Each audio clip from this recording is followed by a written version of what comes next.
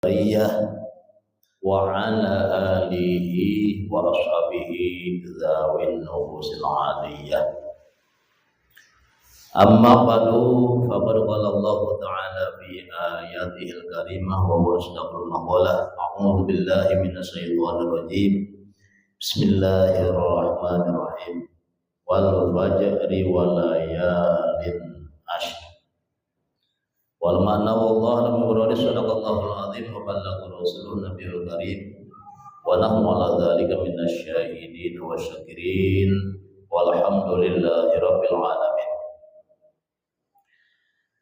Masyarul muslimin wa jamaahul mu'minin rahimakumullah, bil khusus ketua DKM Masjid Baitul Munawwarah Bapak Ustaz Ahmad Tuhani yang saya hormati, juga segenap pengurus beserta jamaah Masjid Baitul Munawwarah yang semuanya sama-sama saya hormati, dan semoga kita semua senantiasa dimuliakan oleh Allah Subhanahu wa taala. Mulia di dunia, mulia di akhirat. Di dunia hidup bahagia, akhirat masuk surga. Amin ya rabbal alamin. Mari kita sama-sama memanjatkan puja-puji serta syukur kehadirat Allah Subhanahu wa taala yang telah memberikan berbagai macam anugerah serta nikmatnya kepada kita, diantaranya nikmat sehat walafiat dan juga nikmat panjang umur. Paling besar adalah nikmat iman dan Islam, sehingga malam hari ini alhamdulillah kita semua bisa berkumpul, bermuajahah, bersilaturahim dalam rangka beribadah kepada Allah Subhanahu wa taala. Yang pertama ibadah sholat maghrib berjamaah, dan yang selanjutnya adalah ibadah thalabul ilmi. Dan semoga segala amal ibadah kita, baik yang wajib maupun yang sunnah, senantiasa diterima di sisi Allah Subhanahu wa taala. Amin ya rabbal alamin.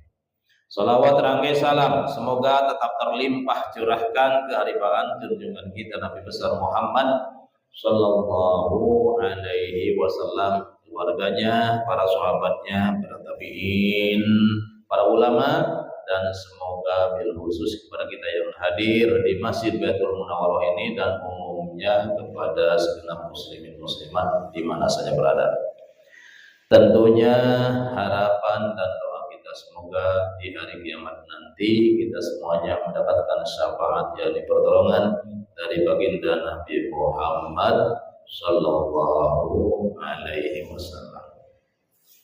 Sebagaimana biasa, kita awali ta'lim kita dengan belajar suratul Fatihah yang wajib hukumnya dibaca dalam setiap rakaat ketika kita sholat, dan surat-surat yang pendek selain suratul Fatihah yang sunnah hayat hukumnya dibaca pada rakaat pertama dan kedua setelah membaca suratul Fatihah. A'udzu billahi minasyaitonir rajim. A'udzu billahi minasyaitonir rajim. Bismillahirrahmanirrahim.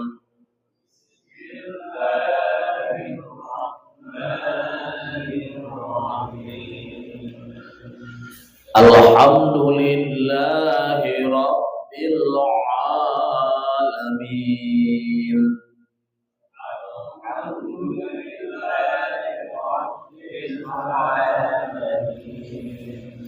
Ar-Rahmanir Rahim.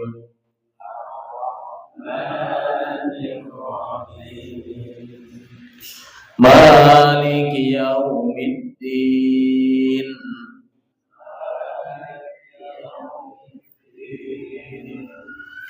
Iyyaka na'budu wa iyyaka nasta'in.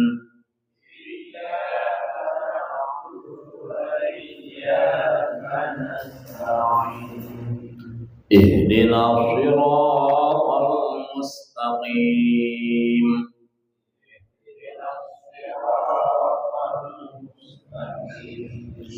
Siratal ladzina أنعمت عليهم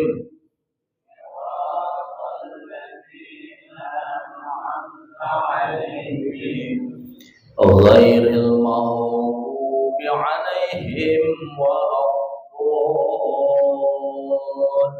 الضالين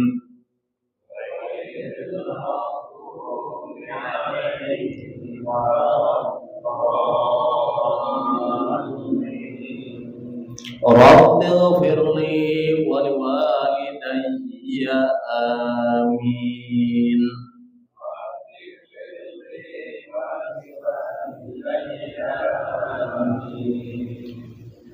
بسم الله الرحمن الرحيم.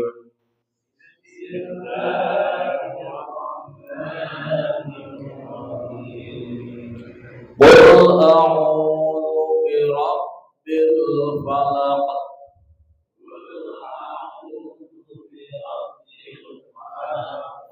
من شر ما خلق ومن شر غاسق إذا وقب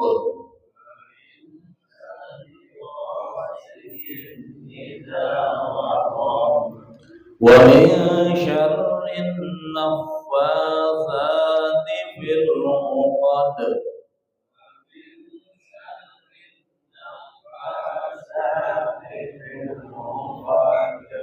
ومن شر حاسد إذا حسد.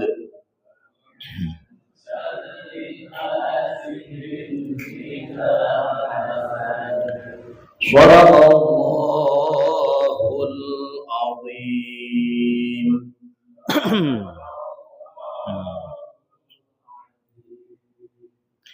Hadirin rahimakumullah, sebentar lagi kita akan memasuki bulan Zulhijjah.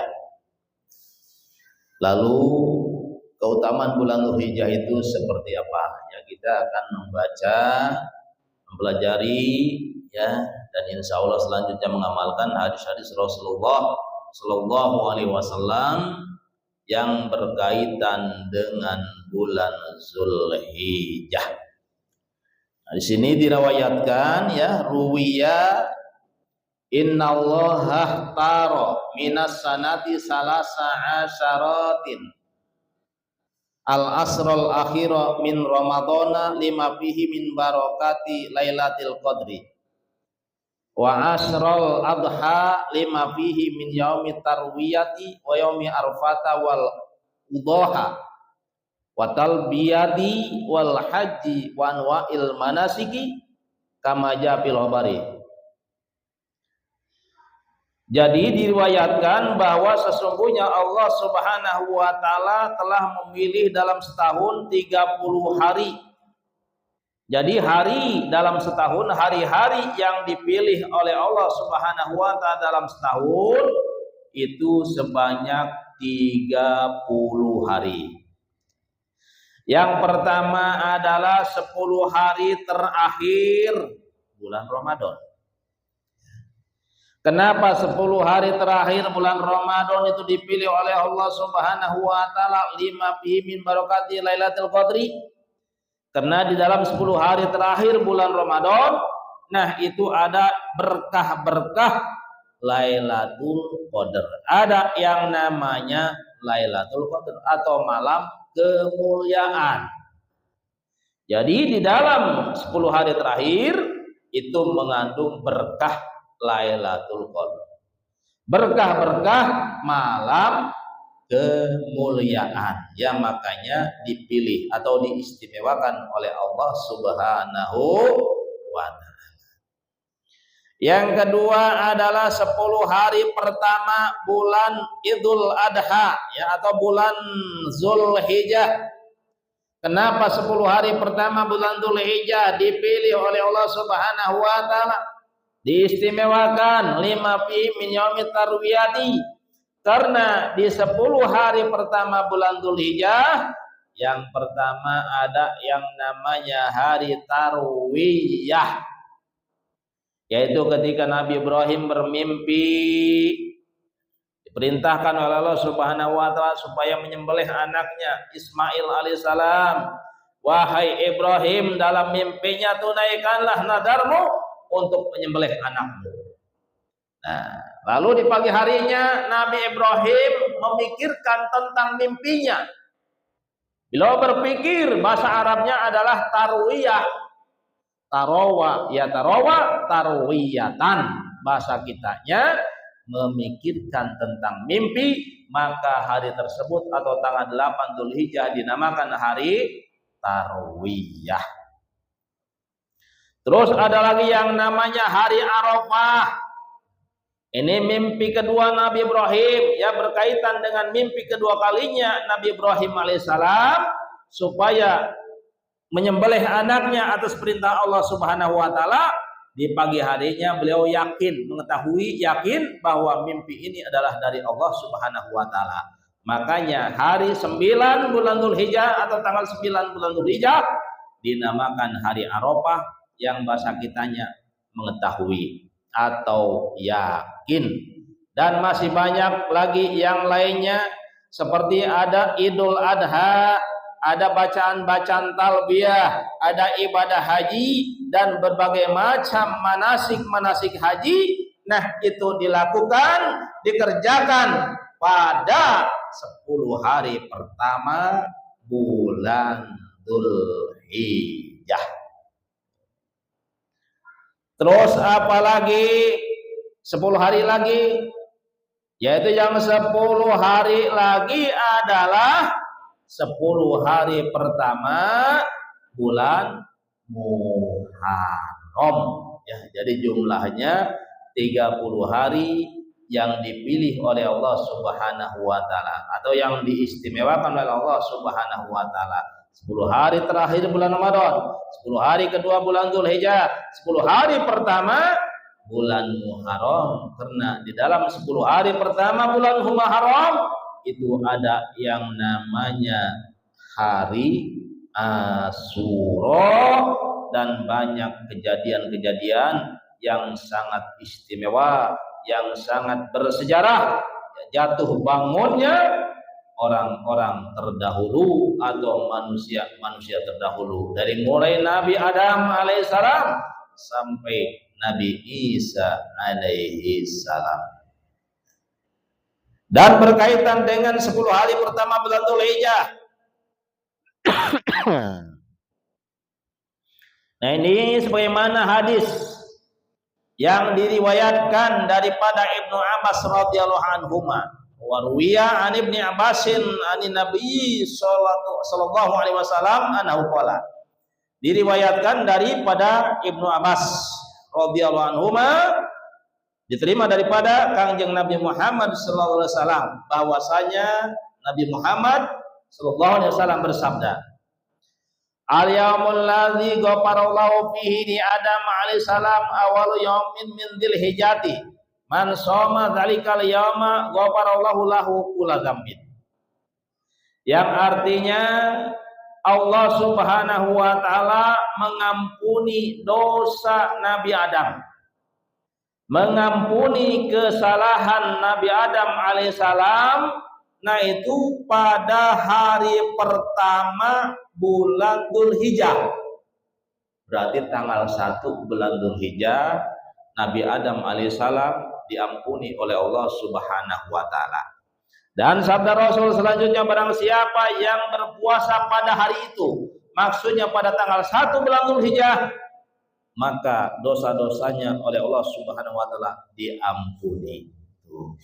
Ya, karena Nabi Adam pun diampuninya pada tanggal 1 bulan Dzulhijjah. Tanggal 2 wal yaumus tsani istajaballahu du'a Yunus alaihissalam.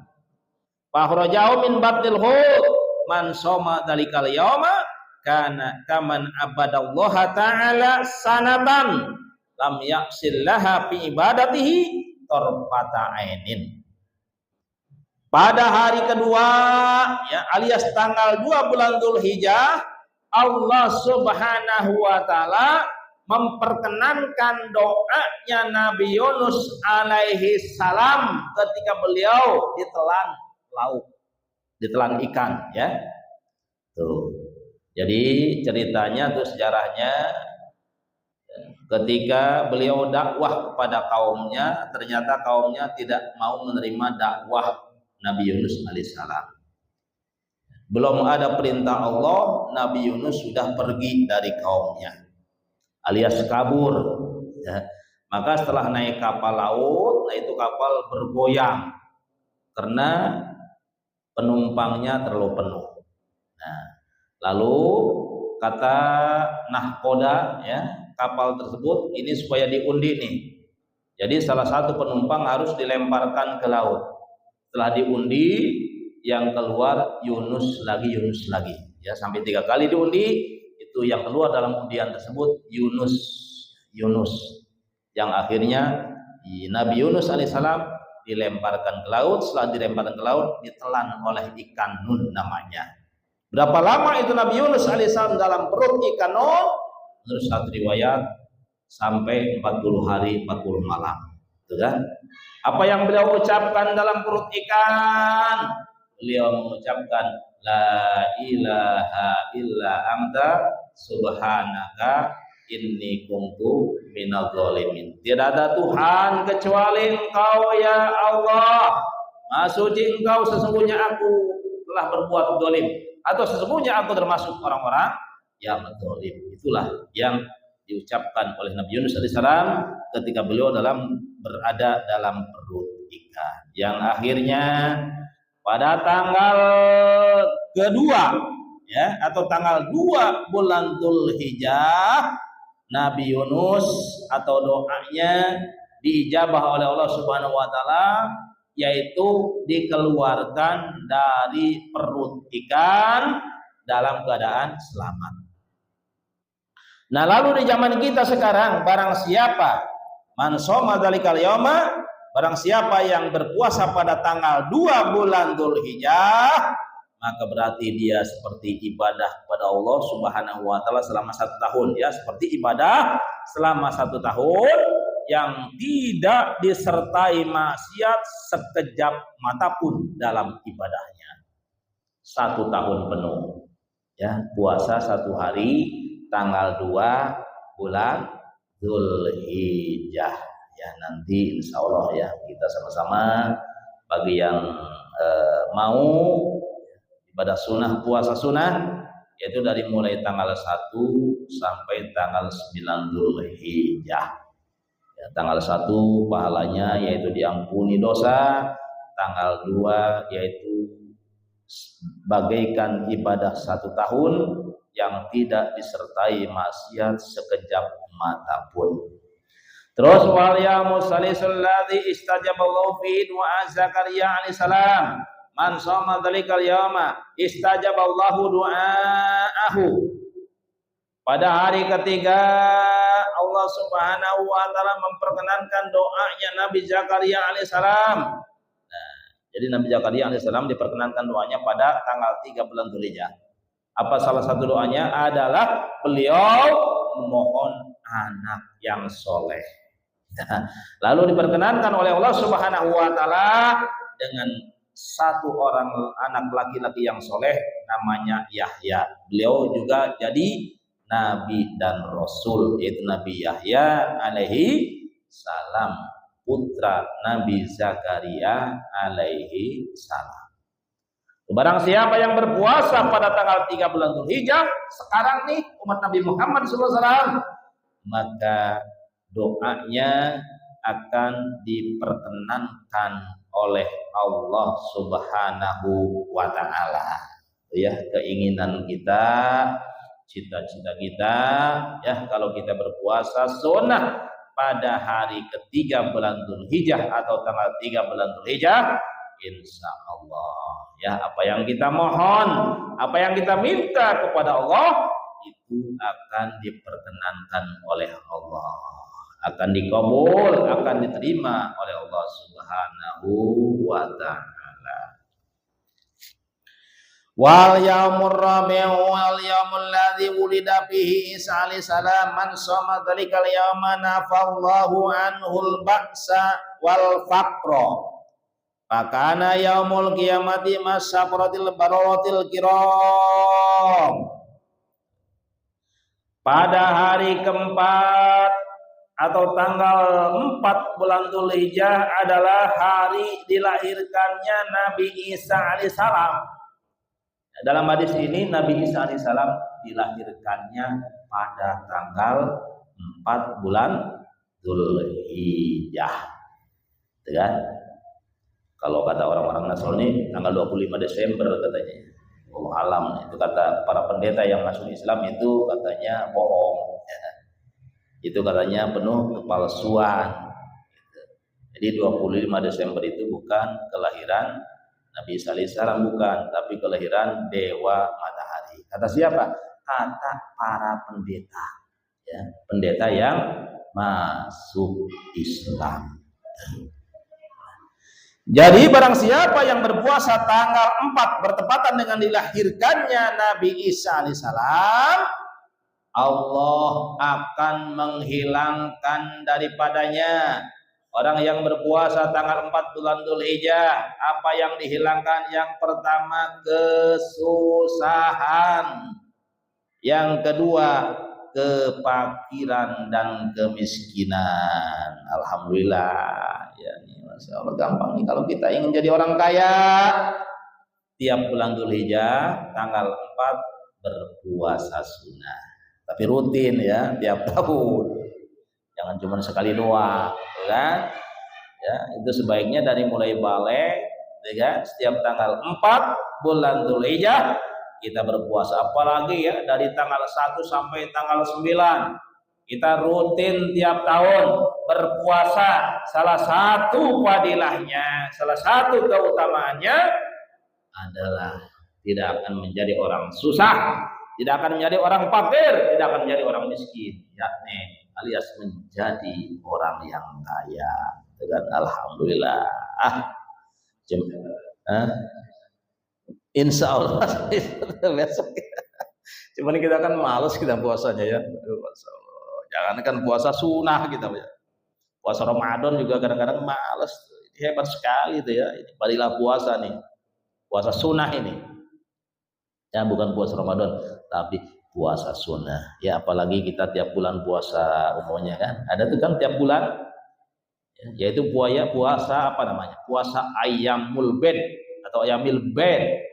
Bid ya artinya Ayyamil Bid, puasa pada hari-hari bulan purnama ya, tanggal 13 sampai tanggal 15 tiap bulan. Nah itu namanya puasa Ayyamil Bid, puasa hari-hari yang terang, hari-hari bulan purnama. Dan tidak hanya itu, bahkan di hari kiamat nanti dia akan dikumpulkan oleh Allah Subhanahu wa taala beserta orang-orang yang baik, beserta orang-orang yang mulia nanti di hari kiamat. Ya, di dunia akan diberikan kekayaan atau akan dijadikan orang kaya, di akhirat ya di hari kiamat akan dikumpulkan dengan orang-orang baik, dengan orang-orang yang mulia. Wa yaumul khamis wal yaumul ladzi wulida fihi Musa alaihissalam. Pada hari kelima atau tanggal 5 Dzulhijjah adalah hari dilahirkannya Nabi Musa alaihissalam. Ya, Nabi Musa alaihissalam menurut hadis ini dilahirkan tanggal 5 bulan Dzulhijjah. Man shoma dzalikal yauma bari'a minani paki aw min adzabil qabri. Barang siapa yang berpuasa tanggal 5 bulan Dzulhijjah, maka dia akan bebas dari sifat-sifat munafik, ya, dibebaskan oleh Allah Subhanahu wa taala. Yang kedua akan dibebaskan dari azab kubur, dari siksa kubur. Bukan tanggal 5 bulan Dzulhijjah. Masih bisa ya. Kalau kita masih hidup nanti nih, masih hidup tanggal 5 masih bisa. Atau kita bulan Dzulhijjah, bulan haji, kalau kita masih panjang umur, masih hidup, masih sehat, dan kita ada kemauan untuk berpuasa, itu masih bisa. Ya, yang penting ada kemauan. Kan kalau nggak mau beda tuh. Maunya makan melulu gitu.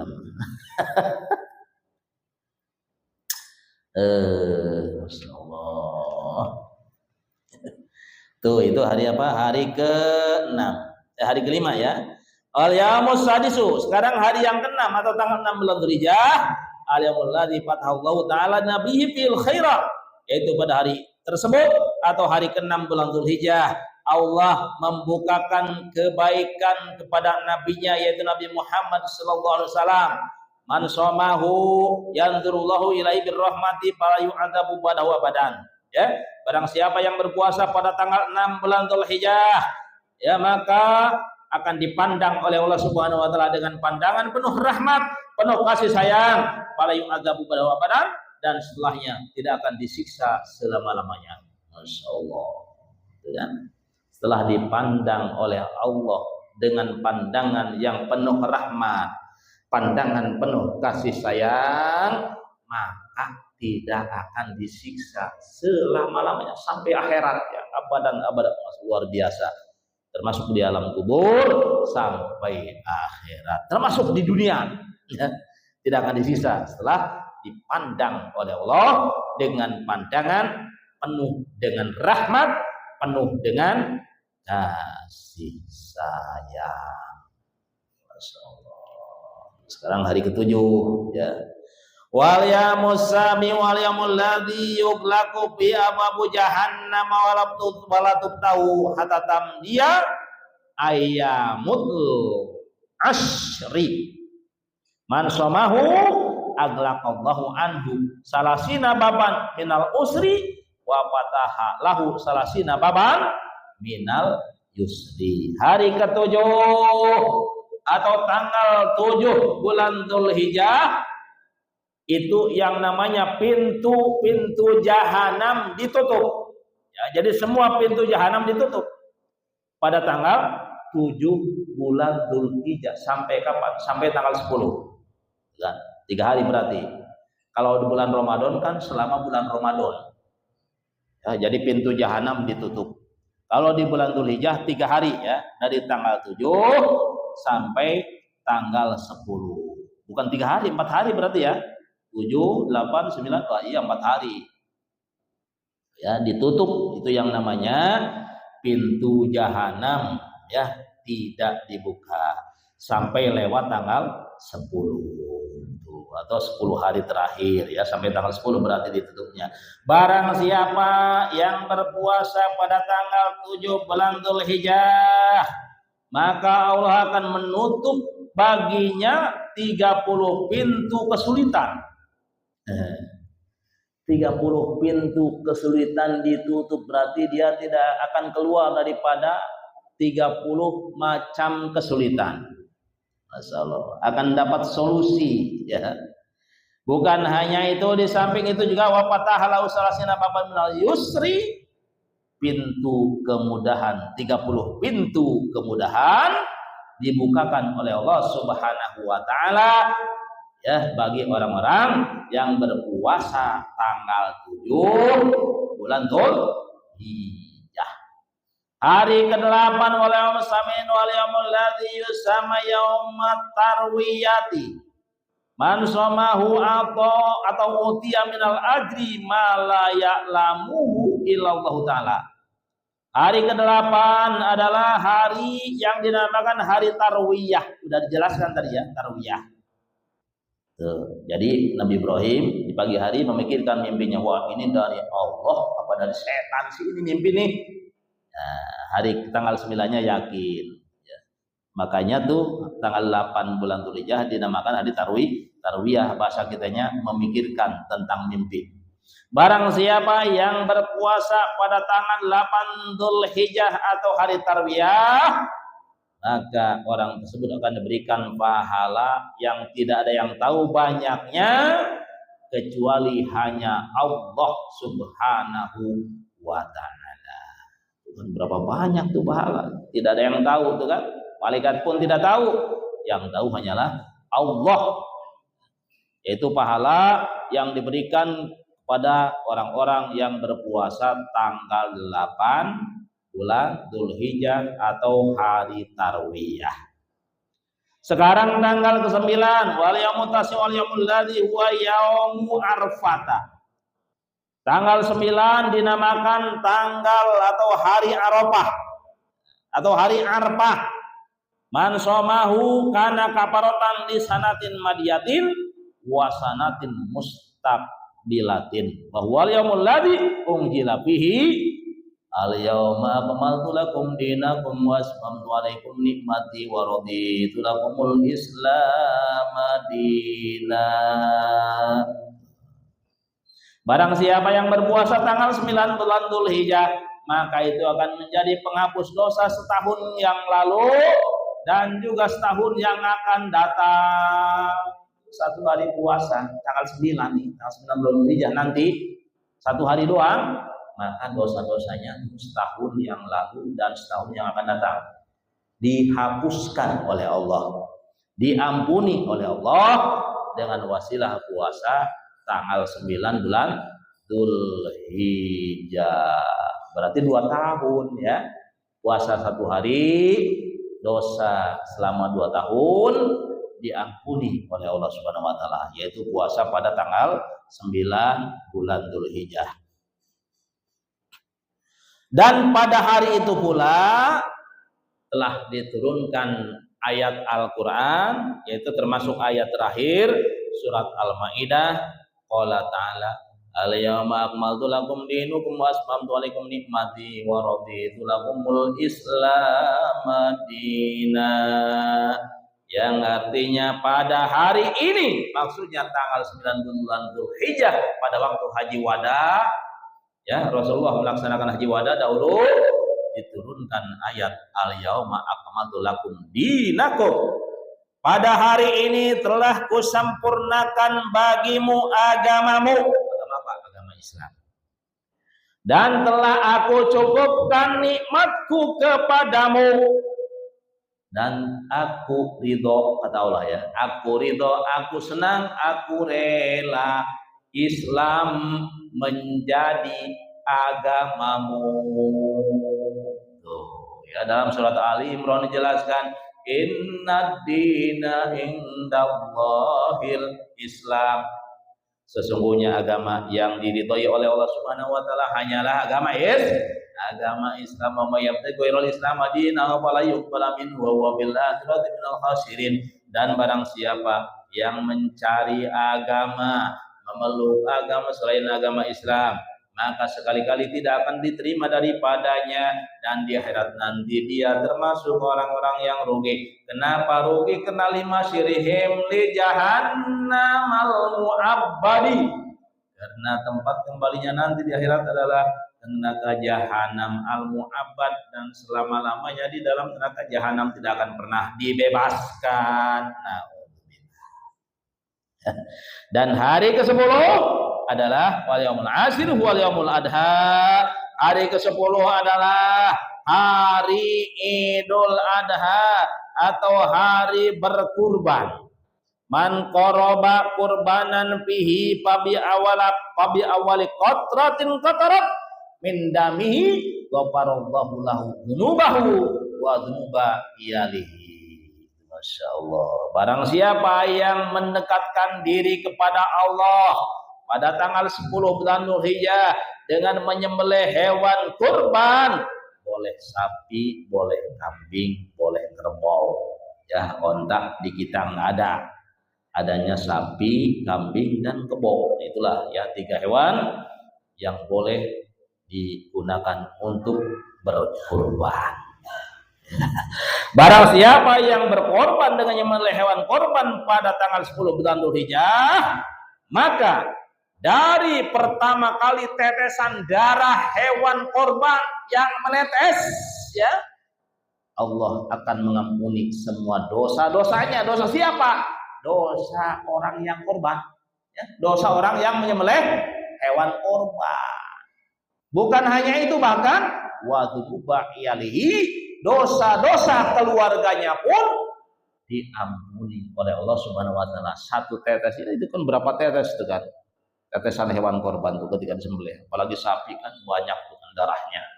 Kambing juga banyak. Ya, setiap tetesan darah, nah, terus dosa-dosa orang yang berkorban diampuni. Bukan hanya dia, bahkan keluarganya pun ikut diampuni oleh Allah Subhanahu wa taala. Yang padahal yang korbannya hanya satu orang, hanya bapaknya doang umpamanya kan, atau hanya anaknya doang, tapi semua keluarganya ikut mendapat ampunan dosa dari Allah Subhanahu wa taala. Ya, sedikit lagi masuk waktu Isya nih. Sampai Isya saja silahkan ya. Nah, ini luar biasa ya. Jadi dari tanggal 1 sampai tanggal 9 itu padilah puasanya itu sangat luar biasa. Banyak sekali pahala yang Allah berikan bagi orang-orang yang berpuasa sunnah di bulan Dzulhijjah dari tanggal 1 sampai tanggal 9. Bahkan orang yang korban juga tuh kan, yang menyembelih hewan korban, Masya Allah, setiap tetesan darahnya yang menetes dari hewan korban itu akan menjadi wasilah diampunkannya dosa-dosa orang yang berkorban, bahkan keluarganya juga diampuni oleh Allah Subhanahu wa taala. Silakan ya, sambil menunggu waktu Isya, barangkali ada yang perlu ditanyakan ya sekitar tema atau di luar tema, silakan ditanyakan. Assalamualaikum warahmatullahi wabarakatuh. Waalaikumsalam. Ada dua pertanyaan.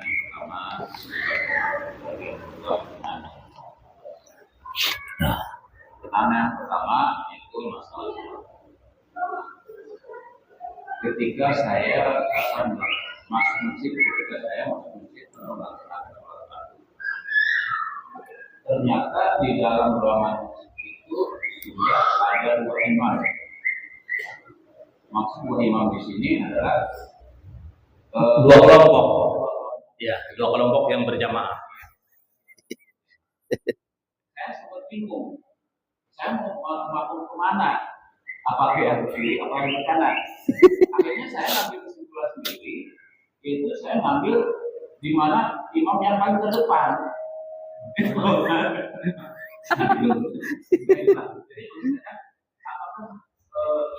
Gimana hukumnya, gimana, terus kemudian setelah saya gimana sama enggak itu ya. Yang kedua ini masalah berbagi. Saya maaf ini memang dari tahun-tahun bisa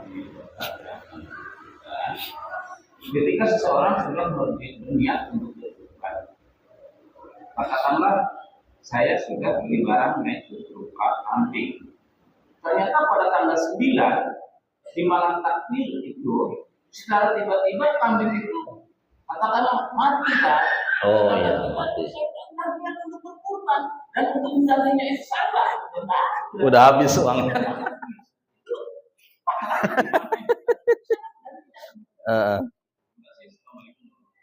Waalaikumsalam warahmatullahi wabarakatuh. Ya, ada dua pertanyaan. Yang pertama adalah tentang sholat.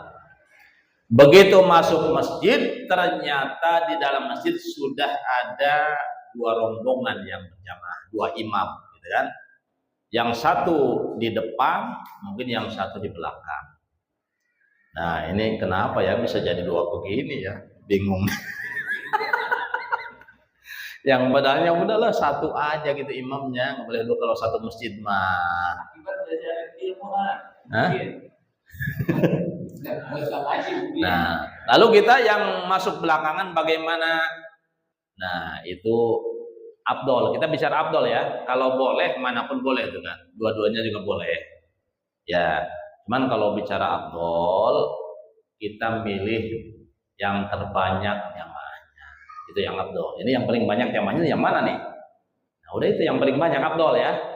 Kalau boleh dan tidaknya itu dua-duanya pun boleh. Cuman kalau milih afdol, kita milih yang terbanyak jamaahnya. Yang kedua milih yang imamnya yang lebih alim gitu. Terus masalah kurban, kita sudah beli hewan kurban ya, tanggal 8 atau tanggal 9 kita beli kambing ya, udah niat berkorban ya, niat hati kita tuh kan. Nah, ternyata jam 10 malam takbir mati atau ada yang nyuri gitu. Lalu apakah itu pahala korbannya dapat? Nah, itu insya Allah ya pahala niatnya dapat itu dari pahala niat gitu ya, karena sudah niat. Tapi walaupun sudah niat kan, tapi kan korbannya belum.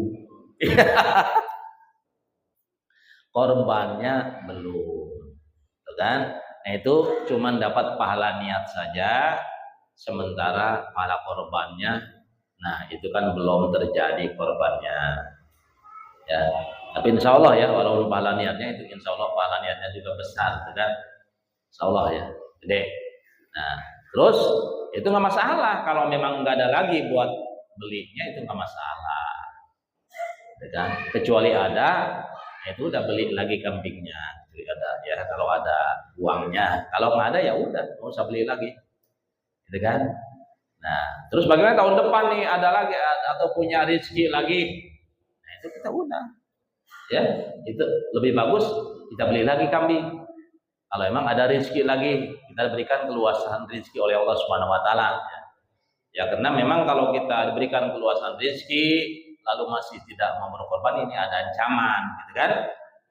Jadi man kana lahu sa'atun falam yudahi falyamut in sya'a yahudiyan wa in sya'a nasraniyan.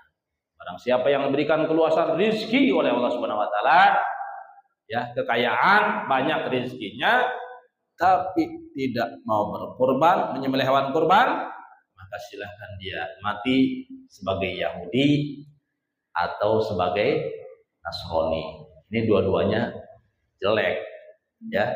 Suruh milih tapi jelek semua, nih bingung Pak. Suruh milih dua pilihan tapi dua-duanya jelek, gitu kan? Dua-duanya, masya Allah, naudzubillah. Kan bingung milihnya. Ya, jadi oleh karenanya kalau kita yang punya rezeki banyak, malah setiap tanggal 10 sampai tanggal 13 ya usahakan ya untuk membeli kambing ya, dan niatnya ya supaya tidak repot ya, tidak rancu, udah niat korban sunnah aja. Karena kalau korban wajib, kalau korban nadar itu kan wajib tuh kan, itu berabe nanti ngebagi dagingnya. Yang pertama kalau korbannya korban nazar, korban wajib, nah itu orang yang korban tidak boleh makan sedikit pun daging hewan korbannya.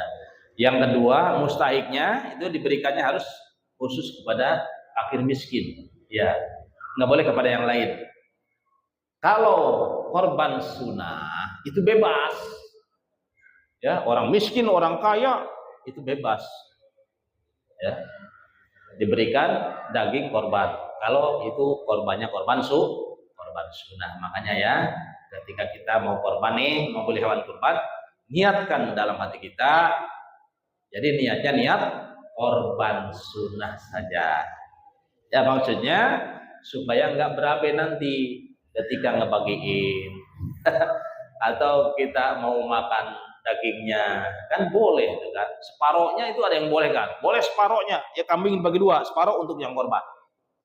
Atau yang soheh ya, menurut kalau aja sepertiga, maksimal sepertiga tuh ya, jadi yang korban boleh makan dari daging hewan korban itu sepertiga, yang 2/3-nya dibagikan, disodakokan, dihadiahkan, gitu kan, kalau korban sunnah gitu. Tapi kalau korban wajib, yang korban tidak boleh makan.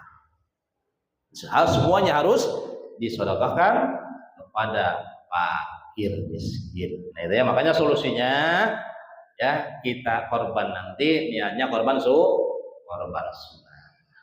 Udah masuk nih kayaknya Isa nih, ya? Oke? Hah?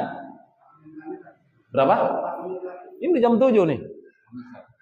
Oh, ini terlalu cepat. Boleh satu lagi pertanyaan, silakan.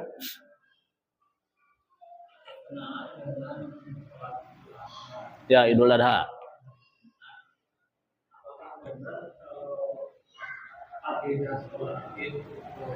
Nggak wajib sholat Jumat.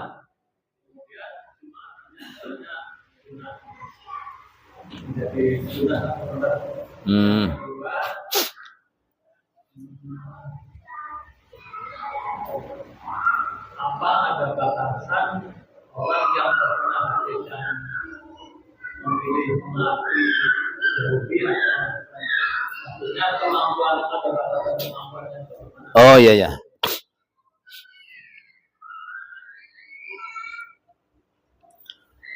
Kalau Lebaran Idul Adha jatuh pada hari Jumat, nah ini kayaknya hari Jumat ya besoknya ya. Kalau di kalender, ya di kalender hari Jumat. Makanya Haji Akbar katanya kan, kata Menteri Agama nih Haji Akbar ya. Nah itu bagaimana? Apakah masih wajib sholat Jumat atau tidak? Nah ini memang khilafiyah ulama ya. Jadi kalau dalam mazhab Syafi'i tetap walaupun sudah sholat Idul Adha di pagi harinya, tetap ketika Jumat wajib sholat Jumat. Ini menurut sholat mazhab Syafi'i. Kalau mazhab yang lain, memang kalau sudah sholat Idul Adha itu nggak wajib sholat Jumat, nggak usah sholat Jumat lagi. Gitu. Jadi bukan Lebaran saja, bukan Idul Adha, Idul Fitri juga sama ya. Idul Fitri juga sama. Nih, kalau jatuh pada hari Jumat berarti nggak wajib sholat Jumat, itu menurut mazhab yang lain. Ya, tapi kalau menurut mazhab Syafi'i, itu tetap wajib sholat Jumat juga. Ya, itu dulu ada ulama yang tidak mewajibkan sholat Jumat. Alasannya kenapa? Karena kalau Idul Fitri nih ya, umpamanya ke masjidnya kan jauh kalau dulu. Ya, umpamanya pertama nih pergi untuk sholat Id, terus pulang lagi kan untuk silaturahim, umpamanya silaturahmi kalau Idul Fitri. Nah nanti kalau pergi ke masjid lagi bolak-balik itu nggak keburu. Ya, jadi makanya ada sebagian di antara Imam Ahmad bin Hambal ya. Kenapa beliau tidak mewajibkan sholat Jumat, cukup dengan sholat Lebaran, gitu. Ya. Jadi karena berjamaah itu menurut Ahmad bin Hambal itu fardu ain. Sholat berjamaah hukumnya fardu ain, gitu. Kalau menurut mazhab Syafi'i yang ada dua kaul ya, ada yang mengatakan fardu kifayah, kaul yang kuat, ada yang mengatakan kaul yang sunnah ya, sebagaimana pendapat Imam Rafi'i itu sunnah muakkad hukumnya berjamaah ya. Kalau Imam Nawawi fardu kifayah itu. Terus sekarang batasan punya uang seberapa sih yang kena ancaman tadi? Nah ini yang kena ancaman tadi adalah apabila kita mempunyai harta satu nisab. Ya, satu nisab itu yang wajib dikeluarkan zakatnya, itu baru kena ancaman tersebut. Satu nisab itu kalau sekarang kan 90 gram. Ya, 90 gram emas. Pokoknya kita punya duit, ya, sisa kebutuhan pokok nih pada tanggal 10 sampai tanggal 13 ya, bulan Dzulhijjah, punya uang segitu gitu. Senilai 90 gram. Nah, ini kena ancaman tadi suruh milih dua pilihan. Yahudi atau Nasrani. Kalau saya mah enggak nih ya. Saya belum punya belum nyampe punya 90 gram. Karena ya 1 gram sekarang 1 juta lebih katanya dia. Hah? Iya 1 juta lebih katanya. Kalau yang 24 itu nggak pernah. Iya 1 juta lebih katanya, kata orang-orang tuh. Saya juga nggak pernah beli sih. Ya emas 24 ya, yang 24 karat itu 1 juta lebih katanya sekarang. Kalau 90 juta, kalau 90 gram kan udah 90 juta lebih, berarti kan hampir 100 juta lah. Aduh, saya nggak punya uang segitu. Tapi tahu besok-besok lagi. Amin ya Allah. Ya itu yang kena ancaman itu ya, yang punya satu nisab. Sisa atau lebih daripada kebutuhan pokok. Udah cukup ya, udah masuk kali. Mari kita tutup pengajian kita dengan membaca doa kafaratul majelis. Bismillahirrahmanirrahim. Subhanakallahumma wa bihamdika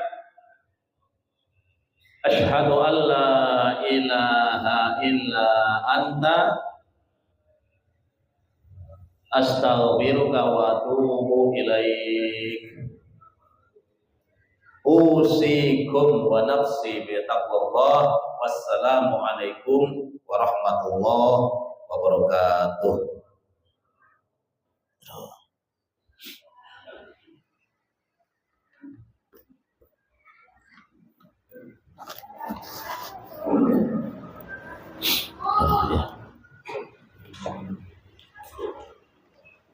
الله